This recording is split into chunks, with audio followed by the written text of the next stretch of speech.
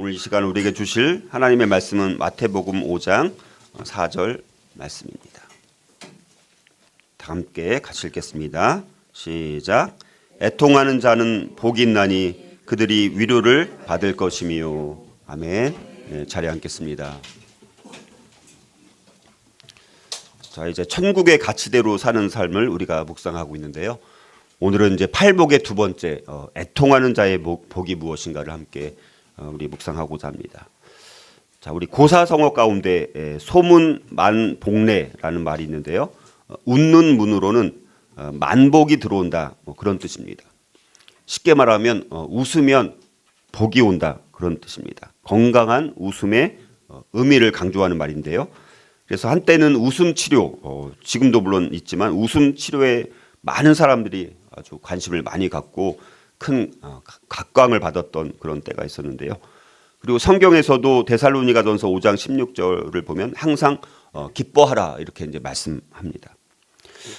자, 그런데 오늘 마태복음 5장 4절을 보면 애통하는 자는 복이 있나니 그들이 위로를 받을 것이며 이렇게 이제 말씀합니다. 자, 세상 사람들 또 세상이 적어도 피하고 싶어하는 것이 하나 있다라면 그것은 아마도 애통하는 것입니다. 세상 사람들은 애통하는 것을 원해요? 안 원합니까? 원하지 않습니다. 그렇죠? 자, 세상은 애통하는 것을 피해야 된다라고 생각하죠. 자, 세상의 철학은 우리들의 두통거리를 잊어버리라, 이런 것들에 아예 등을 돌려버려라, 이런 것들을 피할 수만 있다면 무슨 일이든 불사하라, 이렇게 말을 합니다. 자, 두통거리를 찾지 않아도 귀찮은 일들이 얼마나 많은데 하필이면 또 왜 이렇게 세상은 말한다는 것이죠.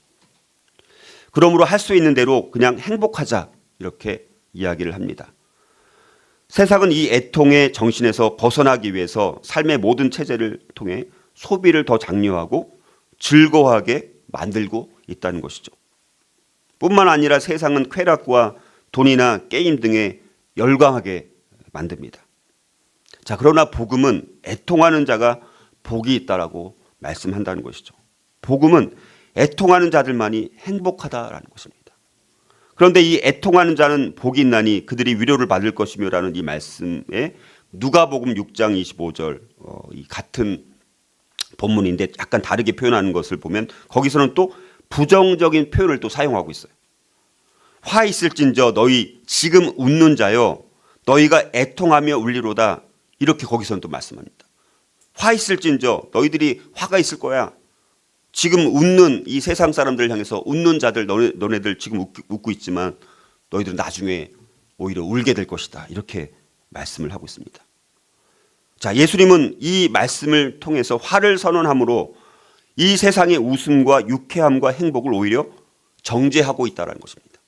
세상 사람들이 그렇게 웃고 있는 그 웃음과 유쾌함과 스스로 행복하다고 그렇게 누리면서 살아가는 그것을 예수님은 정죄한다는 사실이에요. 그러나 이 말씀이 역설적으로 애통하는 사람들에게는 그러나 오히려 진짜 축복과 진짜 행복과 참된 기쁨과 평화를 약속하고 있다는 것입니다. 그러니까 복음의 원리, 성경의 원리는 이 세상의 가치관과는 충돌할 수밖에 없고 오히려 정반대고 역설의 논리가 우리가 적용되는 것을 보게 되어지는데, 자, 그렇다면 우리 천국의 가치대로 사는 삶, 애통하는 자로 그러면 살아가기 위해서 우리는 어떻게 해야 될까? 오늘 세 가지를 묵상하면서 우리 모든 성도들이 정말 애통하는 자가 위로를 받는다라는 이 축복을 누리면서 살아갈 수 있기를 바라는데요. 첫 번째는요, 하나님 앞에서 먼저 하나님 앞에서 자기 자신의 죄에 대해 철저하게 통회해야 됩니다. 먼저 나 자신을 바라봐야 돼요. 두 번째는 세상을 향해서 바라봐야 되는 건데, 먼저 나 자신을 하나님 앞에서 내가 얼만큼 처절한 죄인인가, 이거를 통회하고 애통하는 사람이 진짜 행복의 출발점이 된다는 것입니다. 우리 주변을 보면 정말 배우자에게 버림받은 사실로 억장이 무너지는 분도 계십니다. 아니면 또 어린 자녀의 죽음으로 정말 가슴 찢기는 비통과 심각한 우울증에 잠긴 그런 부모들도 있습니다. 마땅히 일할 나이이지만 경제 불황이나 몸 바쳐온 회사의 경영권 이전으로 일자리나 사업이나 평생 저축을 날린 채 인생의 석양을 맞는 사람들도 있습니다. 자, 이렇게 우리가 인생을 살다 보면 우리의 가슴을 멍들게 하는 일들이 너무나 많다는 것이죠.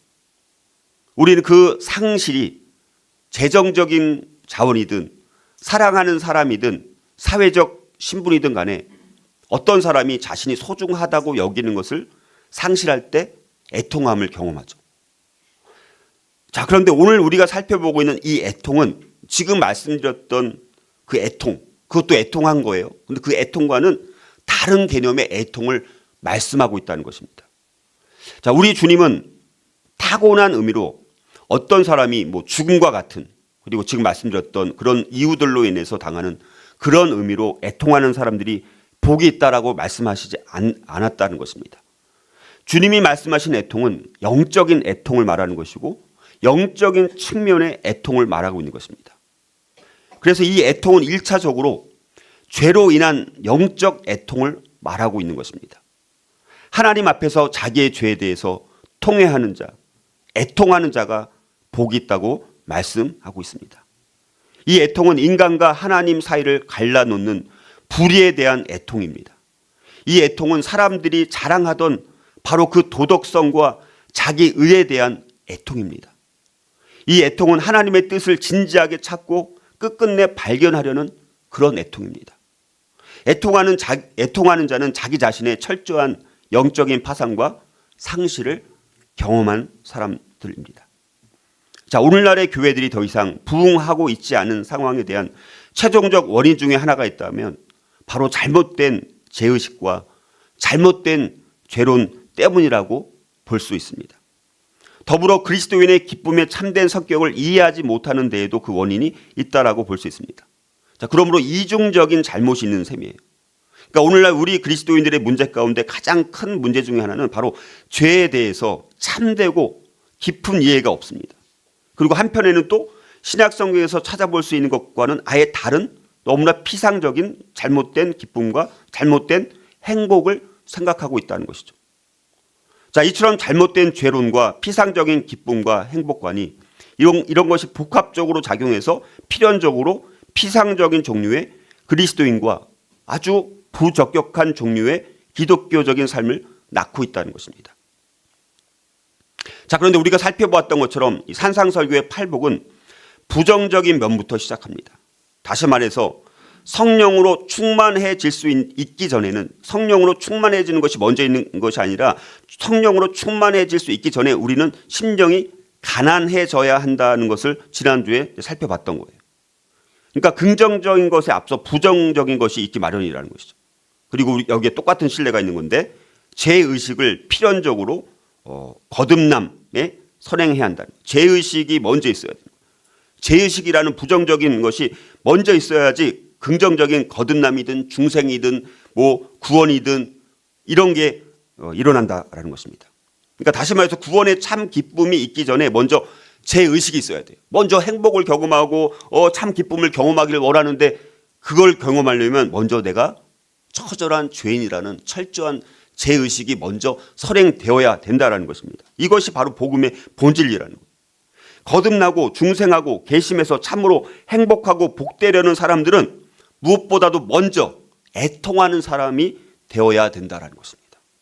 정죄의식은 참된 거듭남에 예비적으로 앞서는 아주 중요한 본질적인 요소가 된다는 것입니다. 자, 성경은 우리가 그리스도인으로서 주님의 형상과 모범을 닮는다라고 말씀합니다. 그리스도인이 됐다면, 자, 그리스도인은 예수 그리스도를 닮은 사람들입니다.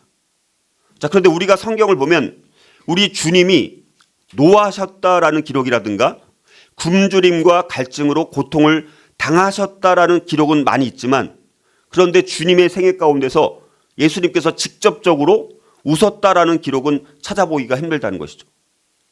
자, 이사야서 53장 같은 데를 보면 주님에 관한 예언을 보면 우리가 생각하는 그렇게 멋진 그런 모습이 아니라 주님의 용모가 너무나 상해가지고 너무나 흉측할 만큼 얼굴이 상해갖고 아무도 주님을 바라보지 않을 정도 그런 모습으로 오히려 말씀하고 있습니다. 또한 우리는 자기 자신에 대해서 너무나 비탄에 잠긴 나머지 고통 가운데서 울부짖었던 사도 바울의 그 심령을 기억을 해야 됩니다. 자, 그리스도인은 사도 바울이 기록하고 있는 로마서 7장 24절에서 말씀하는 것처럼 오호라 나는 곤고한 사람이로다. 이 사망의 몸에서 누가 나를 건져내랴 하라는 외침이 무엇인가를 아는 사람들이 그리스도인인 거예요. 자, 그리스도인은 이와 같이 자기 자신에 대해서 아주 철저할 정도의 절망감을 가지고 바울이 고백한 로마서 7장 18절 말씀처럼 내 속, 곧 내 육신에 선한 것이 거하지 아니한 줄을 아노니라고 말하게 된다라는 것입니다. 자, 지난주 살펴보았던 심령이 가난한 자가 자신의 심령이 파멸하고 영적으로 파산했다는 것을 고백하는 것도 필요하지만 그것만으로는 불충분하다는 것입니다. 마태복음 5장 3절 심령이 가난한 자는 복이 있나니 천국이 그들의 것이며에 나오는 그 복과 우리가 연결해서 볼 때 하나님 앞에서 자신의 무가치함을 깨닫는 겸손은 여기에서 끝나는 것이 아니라 더 나아가서 죄에 대한 슬픔을 요구하는 자리까지 나아가야 되는 것입니다. 다시 말해서 진실로 애통하는 자는 자신의 죄에 대해서 깊이 슬퍼하고 철저히 애통하는 자의 그 자리까지 나아가야 된다는 것입니다. 자, 이런 면에서 애통한다라는 것은 심령이 가난한 데서 필연적으로 따라오는 거예요. 심령이 가난한 걸로부터 시작해서 애통하는 것으로 연결이 돼야 됩니다. 이게 불가피하다는 것이죠. 우리가 하나님과 그의 거룩함과 성결을 대면하고 우리가 살아가야 할 삶을 바라볼 때 우리는 우리 자신의 철저한 무능과 절망을 보게 되어 있는 것입니다. 우리가 우리 자신의 영적인 상태를 볼 때 이것은 즉각 우리 자신을 애통하게 만든다는 것이죠. 우리가 철저하게 무능하고 절망의 상태와 같다는 사실 때문에 우리는 애통하지 않을 수 없는 것입니다. 참으로 자기 자신과 대면하고 자신과 자신의 삶을 진지하게 검토하는 사람이라면 자기의 죄 때문에 필연적으로 애통하게 되어 있는 거예요. 자, 그러므로 우리는 우리 자신의 행동과 죄성의 상태를 바로 올바로 볼 수 있어야 되는 것입니다. 그리고 자기 자신을 검토하면서 조금 전에 말씀드렸던 바울이 고백했던 로마서 7장의 그런 체험들을 우리도 동일하게 통과해야 되는 거예요. 그리고 우리 안에 있는 여러 죄와 악의 원리들을 의식해야 합니다. 우리는 우리 자신에게서 내 속에서 나를 이처럼 행동하게 하는 것은 무엇일까? 어째서 나는 이렇게 정말 맨날 화만 잘 내는 사람인가? 어째서 내 성질은 이렇게 참 못되고 더러운가? 어째서 나는 나를 이리 통제할 수 없는 것일까? 어째서 나는 이렇게 불친절하고 시기심이 많고 악한 생각만 품는 것일까? 그것이 내 속에 무엇일까라고 물어봐야 되는 거예요. 우리가 스스로. 그리고 이 싸움이 내 안에 있다는 것을 발견하고 그래서 그것을 미워하고 그것 때문에 애통할 수 있어야 되는 것입니다. 자, 이처럼 우리 안에 자기 죄악에 대한 애통함이 있는지를 우리는 물어봐야 되는 것입니다. 우리는 우리 자신의 죄악에 대해서 너무나 심각하게 무뎌져 있어가지고 전혀 애통함이 없이 그렇기 때문에 하나님의 위로를 받지 못하고 있다라는 그런 불쌍한 사람인지 조차 인식조차 하고 있지 못하라면 우리는 과연 내가 모든 것을 누리고 있다라고 할지라도 이런 애통함이 없다라면 우리는 전혀 행복한 사람이 아닌 것입니다. 내가 정말 구걸할 수밖에 없는 그런 존재이고 내가 정말 어쩔 수 없는 죄인이라는 것을 깨달을 때 그때 애통함이 나오는 것입니다. 자, 저와 여러분이 이 천국의 가치대로 사는 삶, 애통하는 자로 살아가기 위해서 우리는 먼저 하나님 앞에서 내 자신의 이 죄에 대해서 철저하게 한번 통회함으로 하나님 앞에 나아갈 수 있기를 주님의 이름으로 축복합니다. 천국의 가치대로 사는 삶, 애통하는 자로 살아가기 위해서 우리는 또 어떻게 해야 될까요? 두 번째는요, 이제는 다른 사람들과 세상의 죄악된 타락한 실상 때문에 애통해야 되는 거예요. 이제 나 자신이 갖고 있었던 이 죄성 때문에 이 바뀌지 않는 나의 더러운 타락한 모습 때문에 애통해야 할 뿐만 아니라 이젠 다른 사람들에게도 그런 것이 동일하게 있구나. 세상의 모습을 바라보면서 이 죄악된 타락한 그들의 실상을 바라보면서 아무런 느낌을 갖지 않는 무덤담함이 아니라 그걸 보면서 애통하는 마음이 있는 사람들이 복 있는 사람이라는 것입니다. 자, 애통하는 사람은 하나님 앞에서 자기 자신의 죄에 대해서 철저하게 통회할 뿐만 아니라 이제는 죄악된 인간의 타락한 실상에 대해서 영적으로 슬퍼하는 사람을 말하는 것입니다. 자, 그리스도인은 자기 자신의 죄에 대해서 애통하는 것에 머물러 서 있지 않다는 것이죠. 참된 그리스도인은 자기 자신에 머물지 않습니다. 참된 그리스도인은 다른 사람들의 죄 때문에도 애통하는 사람입니다. 참된 그리스도인은 다른 사람들 속에서도 같은 것을 본다는 것이죠. 참된 그리스도인은 사회와 세상의 상황에도 관심을 가지게 되어 있습니다. 그리고 인터넷을 보면서 뉴스를 보면서 우리가 읽고 보는 그런 것들에 대해서 그냥 단순한 혐오감을 표하는 것에 머물지 않는다는 것이죠. 참된 그리스도인들은 그것 때문에 애통해요. 이 세상의 타락한 이 모습들을 바라보면서, 이 악한 죄인들의 모습들을 바라보면서, 이 세상의 더럽고 추하고 이 악한 모습들을 바라보면서 애통한다는 것이죠.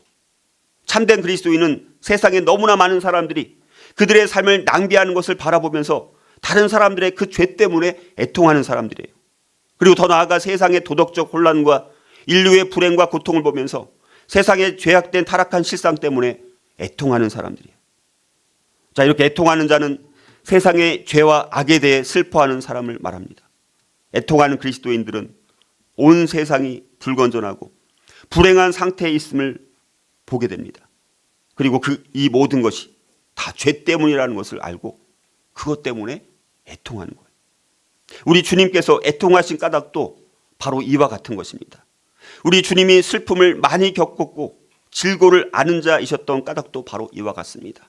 우리 주님은 우리에게 죽음을 가져오고 우리의 삶을 망쳐놓고 우리의 삶을 불행하게 만드는 죄라고 하는 이 무섭고 추하고 더러운 그것을 아주 직면하고 정확히 보셨습니다. 그래서 주님은 바로 그것 때문에 오셨다는 것이죠. 주님은 심령으로 고통하고 아파하셨습니다. 그리고 예루살렘 사람들이 우리 주님을 배척하고 정죄하는 것을 바라보면서 그것 때문에 오셨습니다. 우리 주님은 예루살렘 성을 보고 애통하셨습니다. 그러므로 주님의 성품을 받고 예수님을 참으로 따르는 사람들 또한 예수님처럼 예수님 때문에 애통해야 되는 것입니다. 바꾸어 말하면 주님을 따르는 그리스도인들은 바로 그 죄, 그 자체의 성격 때문에 애통해야 되고 죄가 세상에 들어와서 이런 무시무시한 무서운 결과를 가져온 것 때문에 애통해야 하는 것입니다.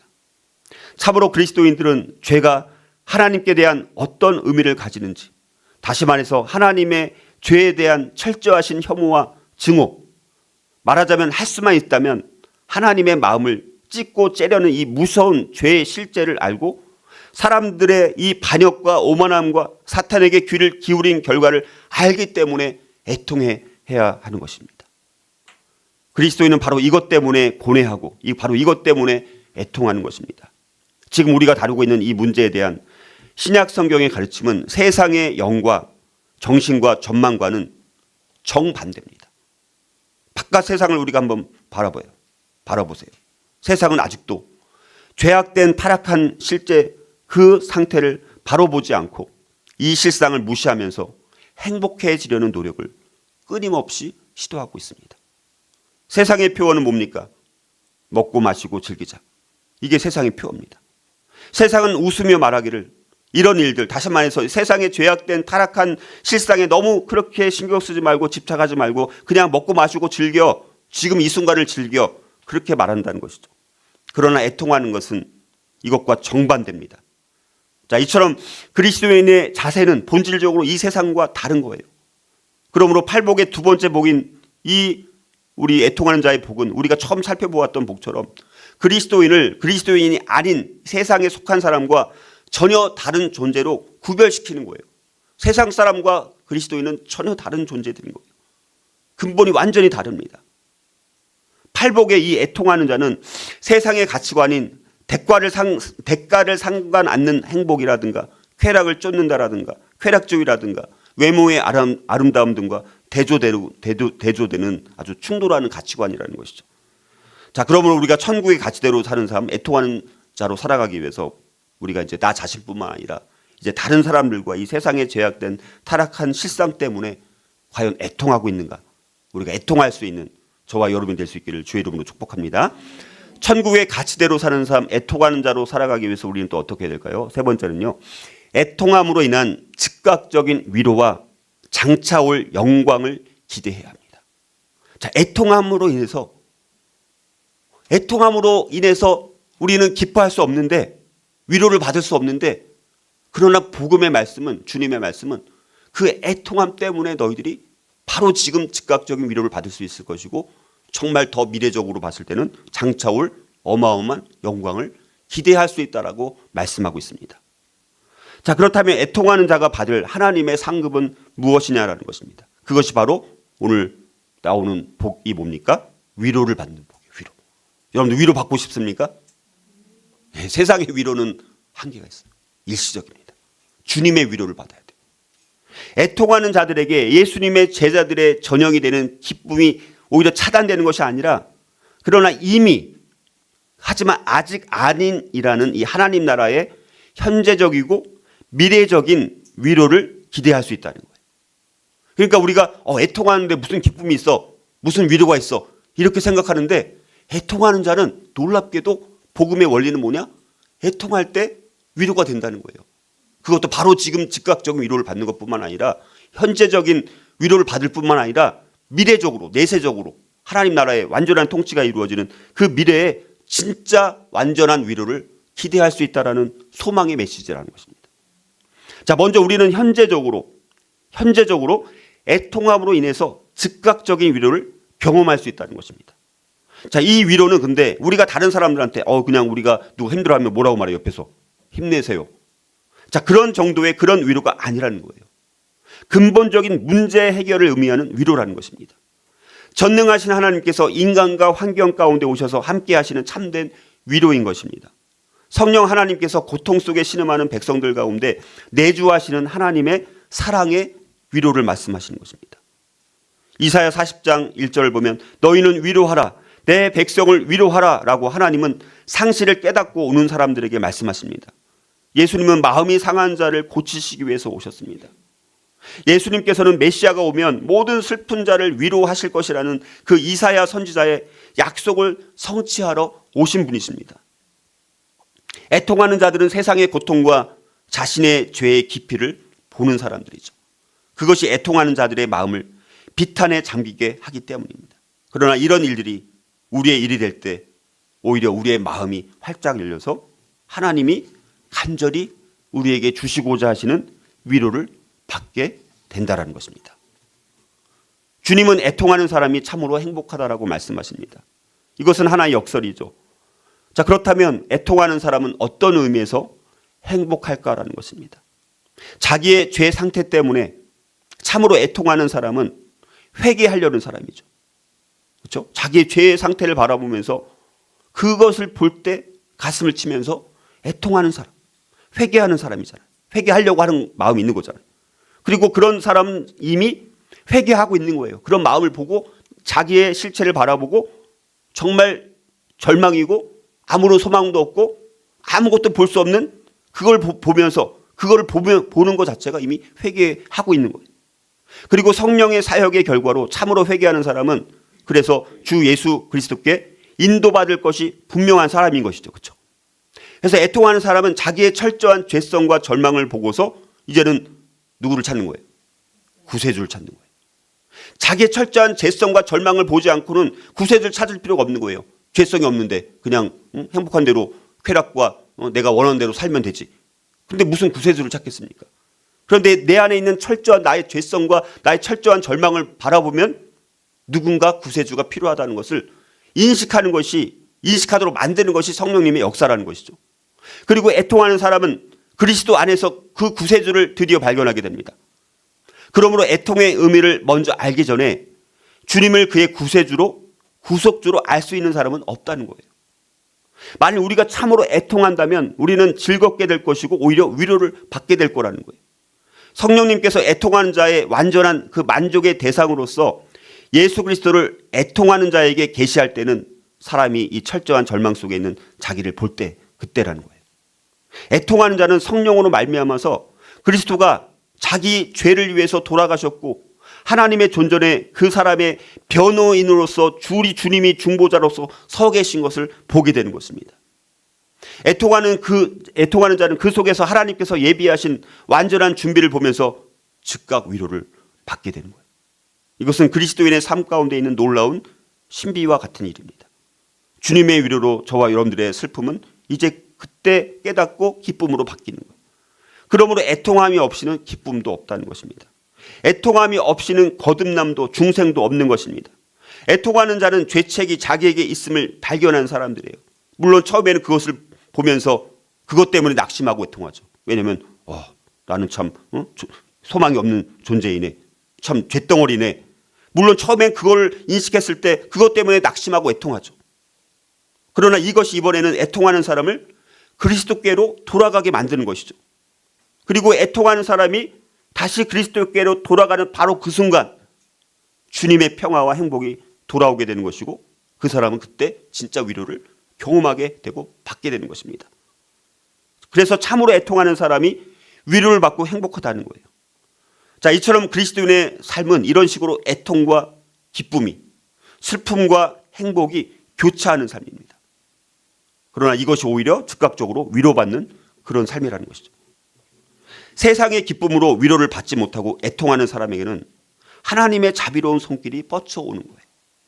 이런 하나님의 위로는 회개의 눈물을 흘리는 사람에게 내려지는 것입니다. 예수님 안에서 하나님 나라를 보며 그리로 들어가 그 안에서 사는 법을 배우면서 그들은 위로를 받고 눈물이 웃음으로 바뀐다라고 말씀하는 거예요. 자, 그래서 이제 애통하는 사람들은 그런 비통한 일을 당하기 전보다 훨씬 행복한 사람들이 된다라는 것입니다. 자, 그런데 우리에게 더 큰 소망이 있는 것은요, 우리 그리스도인에게 이 즉각적인 위로만이 있는 것이 아니라는 것입니다. 우리의 애통은 소망 없는 사람들의 슬픔이 아닙니다. 우리는 억압과 박해를 슬퍼하지만 결코 좌절하지는 않습니다. 왜 그렇습니까? 우리 이야기의 끝을 이미 다 알고 있기 때문이죠. 성경에 기록된 창조 때부터 마지막 때까지의 역사를 하나님께서 성경을 통해서 다 보여주셨습니다. 우리 그리스도인들은 시작과 끝을 아는 사람들이에요. 끝을 모르면 어떻게 될지 모르지만 우리는 끝을 아는 사람들입니다. 성경에 다 나와 있지 않습니까? 계시록에 다 나와 있어요. 앞으로 끝이 어떻게 될지 다 보여주셨다는 것이죠. 그래서 애통하는 자들에게는 미래적으로 장차 올 영광이 우리를 기다리고 있다는 것을 아는 것입니다. 애통하는 자는 그리스도인들에게는 또 다른 위로, 로마서 8장에서 사도 바울이 아주 정교화한 바 있는 복된 소망이 있습니다. 바울은 로마서 8장 23절을 보면 이렇게 말씀하죠. 우리 곧 성령의 처음 익은 열매를 받은 우리까지도 속으로 탄식하여 양자될 것, 곧 우리 몸의 속량을 기다리느니라 이렇게 말합니다. 로마서 8장 18절을 보니까 생각하건대 현재의 고난은 장차 우리에게 나타날 영광과 비교할 수 없다. 그러니까 현재의 고난이 아무리 순교를 당하는 그런 상황일지라도 장차 우리에게 나타날 영광과는 비교할 수조차 없다는 거예요. 말로 표현할 수 없다는 거죠. 그만큼 하나님 우리에게 나타날 영광은 정말 어떤 이 최악의 모든 고난과 비교해도 완전히 비교할 수 없을 만큼 어마어마한 영광을 우리가 경험하게 될 거라는 거예요. 바꾸어 말하면 그리스도인은 세상을 바라보고 자기 자신을 바라볼 때는 불행합니다. 자, 그리스도인은 심령으로 신음할 수밖에 없어요. 그리스도인은 죄의 짐을 느낄 수밖에 없습니다. 자, 그러나 우리 그리스도인들 다가오는 영광을 알기 때문에 참된 위로를 받는다는 거예요. 그리스도인은 그리스도께서 돌아오실 날, 그 날이 동터올 것을 아는 거죠. 그리스도께서 다시 돌아오시게 되면 죄는 이 땅 위에서 완전히 밀려날 것이고 의가 거하는 바 새 하늘과 새 땅이 임할 것입니다. 이것이 우리들에게 진짜 복된 소망인 것입니다. 그리스도인들에게 이미 부분적으로 혹은 현재적으로 실현된 위로는 종말에 이르렀을 때는 완전히 이루어질 그 천국에서의 위로가 우리에게 소망이 된다라는 것입니다. 예수님은 자기 백성을 죄에서 구원하기 위해서 오셨지만 천국에서 하나님께서 그들의 눈에서 모든 눈물을 씻어 주신다는 것입니다. 그리스도인들은 하늘의 어린 양의 인재 속에서 마지막 참된 위로를 받게 될 것입니다. 하지만 이런 것들을 믿지 않는 사람들에게는 이런 게 무슨 소망이 있겠느냐라는 거예요. 그리스도인이 아닌 사람들에게는 무슨 소망이 있겠느냐라는 것입니다. 세상을 바라보고 우리가 인터넷을 보든지 우리 주변을 바라보면 과연 무엇을 의지할 수 있느냐라는 것입니다. 세상에 과연 무슨 소망이 있느냐라는 것이죠. 이 세상을 바라볼 때 소망이 있을까요? 하나도 없습니다. 이제 세상을 위한 위로는 하나도 없습니다. 하지만 죄와 세상의 비참함 때문에 애통하는 그리스도인들에게는 복된 소망의 위로와 장차올 영광이 있다는 것입니다. 그러므로 그리스도인이 비록 신음하긴 할지라도 동시에 그 앞에 있는 소망 때문에 우리는 행복한 것입니다. 자, 그리스도인에게는 이 궁극적인 영혼의 소망이 있습니다. 우리는 저 영원한 상태에서 복을 완벽하게 누리게 될 것입니다. 슬픔과 탄식은 다시 없을 것이고요. 모든 눈물을 다 씻겨주실 것이고 영원한 햇빛 속에서 영원히 그의 빛을 누릴 것이고 순수하고 온전한 기쁨과 축복과 영광을 체험하게 될 것입니다. 애통하는 자는 복이 있나니 그들이 위로를 받을 것이며라는 이 말씀이 정말 얼마나 그러므로 복된 위로냐라는 것입니다. 우리가 이것을 알지 못하면, 이것을 제대로 우리가 깨닫지 못한다면 어쩌면 우리는 그리스도인이 아닐 가능성이 많습니다.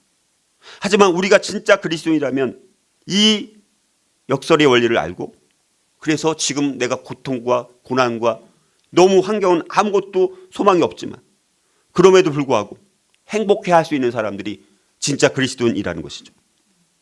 용서받은 죄로 인한 이 기쁨과 화해의 기쁨, 우리가 하나님께로부터 이탈해 나갔을 때 하나님이 우리를 도로 찾으신 것을 아는 기쁨, 우리 앞에 있는 영광의 기쁨과 기대와 영원한 상태를 기대하는 데서 오는 기쁨을 아는 사람들이 그리스도인이고, 이것이 우리가 받을 위로라는 것이 우리에게 정말 위로가 된다는 것이죠. 자, 결론적으로 그렇다면 이 애통하는 사람은 과연 어떤 사람일까? 애통하는 사람의 정의는 과연 뭘까? 자, 애통하는 사람은 슬픈 사람이에요. 하지만 병적인 그런 인간은 아닌 거예요. 애통하는 사람은 슬픈 사람입니다. 하지만 비참한 사람은 아니에요. 애통하는 사람은 굉장히 신중한 사람입니다. 그러나 퉁명스럽지는 않은 사람이에요. 애통하는 사람은 위험이 있는 사람이에요. 하지만 냉정하거나 또 부정적인 사람은 아닙니다. 애통하는 사람의 위험 속에는 따스함과 끌어당기는 힘이 있다는 것이죠. 다시 말해서 애통하는 사람은 항상 신중합니다. 그러나 심각을 가장하지는 않는다는 거예요. 참된 그리스도인들은 비탄이나 유쾌한 모습을 가장해야 할 사람이 아니에요. 가장할 필요가 없어요. 애통하는 사람은 삶을 영적으로 바라봅니다. 애통하는 사람은 삶 속에서 죄와 그 결과를 봅니다. 애통하는 사람은 심각하고 신중한 사람입니다. 애통하는 사람의 전망은 항상 심각해요. 하지만 이러한 견해와 진리에 대한 이해 때문에 그런 사람은 말할 수 없이 영광으로 가득한 기쁨을 가지고 있게 됩니다. 그러므로 애통하는 사람은 속으로 신음한 사도 바울과 같지만 그리스도를 체험함과 장차올 영광 때문에 행복한 것입니다. 그리스도인은 어느 의미에서든 피상적인 사람이 아니고 근본적으로 행복한 사람들이에요. 그리스도인의 기쁨은 거룩한 기쁨이요, 그리스도인의 기쁨은 아주 깊은 행복입니다. 그리스도인에게 피상적인 행복과 기쁨의 모습은 없는 거예요.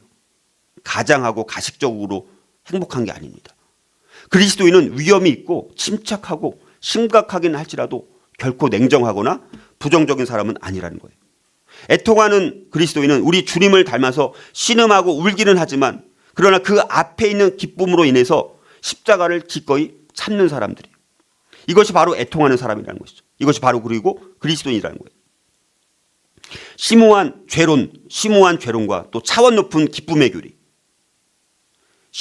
아주 심오한 깊은 영적 의미가 있는 죄에 대한 이론, 교리, 죄에 대한 교리, 그리고 차원 높은 기쁨의 교리, 이 두 개가 합쳐져서 이렇게 애통하며 동시에 위로를 받는 복되고 행복한 사람들을 만들어내는 거예요. 죄론에 대해서 우리가 정확히 알아야 돼요.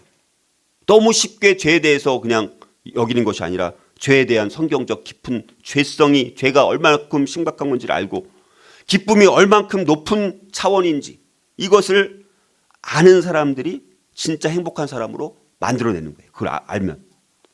이것을 체험하는 길은 어떻게 합니까? 그래서 우리가 성경을 읽고 연구하고 묵상하고 성령께서 우리 속에 그 죄를 계시해달라고 하나님께 기도하면서 주 예수 그리스도를 우리에게 충만케 해달라고, 계시해달라고 기도하면서 이거를 알아가야 되는 것입니다. 애통하는 사람이 복이 있다는 거예요. 그가 위로를 받을 것이기 때문에 애통하는 사람이 복이 있다고 말하는 것입니다. 환경이 아니라 내 죄 때문에 심령이 가난하고 애통해야 하나님의 위로를 받을 수 있다는 거예요. 하나님의 위로를 받는 사람은 누구도 그 어떤 사건도 문제가 되지 않습니다.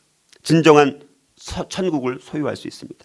우리 모습 가운데 절박한 어려움과 고통 속에서 하나님도 필요 없다고 버둥거리고 있는 모습이 우리 가운데 있을 수 있습니다. 그러나 이제부터 다시 한번 주님의 진짜 제자가 되기를 결단하고 믿음이 성숙할수록 나의 심령의 가난함을 보고 그것 때문에 애통하면서 그래서 이 세상이 줄 수 없는 위로와 천국의 복을 누릴 수 있는 이 복음의 길, 이 진리의 길을 저와 여러분들이 갈 수 있기를 주님의 이름으로 축복합니다.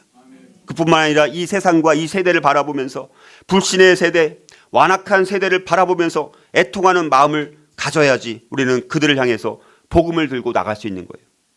저와 여러분이 이 불신의 세상과 세대와 완악한 세대를 바라보면서 애통하는 마음을 갖고 그리고 더 나아가서 불신과 이 완악한 사람들을 향해서 진리의 복음을 들고 그들을 구원하는 구원의 도구, 축복의 도구로 귀하게 쓰임받는 저와 여러분이 될 수 있기를 주님의 이름으로 축복합니다.